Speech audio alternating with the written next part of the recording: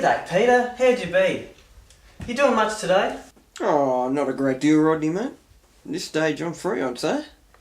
Well, how about you come around and have a cup of tea? Yeah, that'll cheer me up, I hope. I'm not feeling quite me. Does it suit you after lunch, mate? How about at 3? And we can play canasta. Yeah, whatever. We'll see.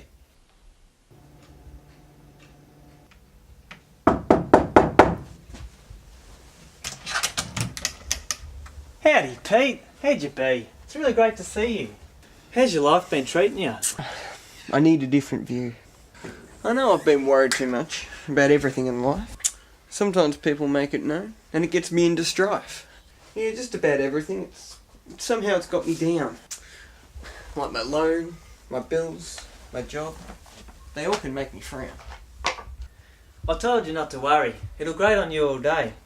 It's obviously more easy for me to come and say.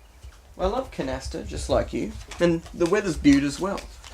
I didn't know my worrying was something you could tell. Pete, have you read the Bible?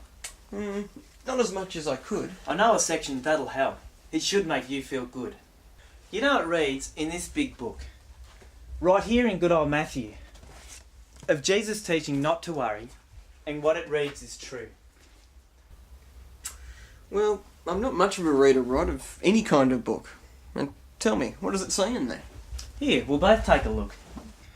Now God has surely given you some clothing for a start, and this is an example that our fathers played his part.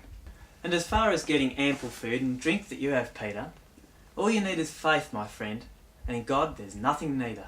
You know, He created many things. It says the bird is one. Now, birds don't worry at all, but they still have fun. It's interesting you say that, Rod. It is a great example. But why am I still concerned? Well, knowing I have ample. If God looks after everything, including you and me, comparing us to carefree birds, how superior are we? How about we have some cuppers, mate? Here, this one's on me. And we'll get back to the scripture and we'll see what we can see. You wear some decent clothing, Peter, and with this in mind, remember, the flowers in the open field don't worry about their splendour. And if God cares for all the flowers that'll one day hear they're not, won't He surely care for you and care for all you've got? Pete, what about your income? You can easily pay a bill. I know that God does not want you to keep on fretting still.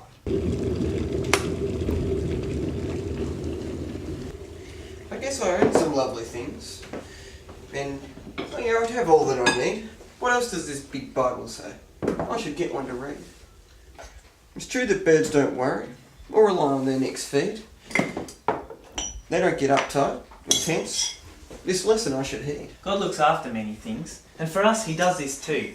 Don't waste your time with worry, let the Lord come through for you.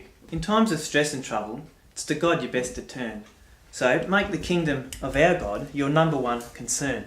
Supposing that I believe all this and all you say is true, if I let Christ into my life, that's all I need to do? Our God gave us His only Son, who died for all our sin.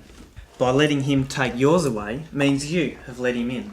I really must think about that, forgiveness for my sins, and ask this God you talk of for a brighter new beginning. Jesus died for our wrongdoings. We're made pure in God's sight. So having Jesus in our lives makes worrying less of a fight. I'll pray and I'll keep on praying to reduce this constant fuss. Having God in your life has got to be a plus.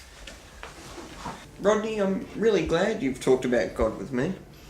Already I feel better and almost worry-free. Inviting Him into my life is all that I have done. Today you have reminded me that God gave His only Son. Right, from now on, no more worrying, a new path will be paved. Oh, I'm glad you'll give yourself to Christ, and Peter, you'll be saved.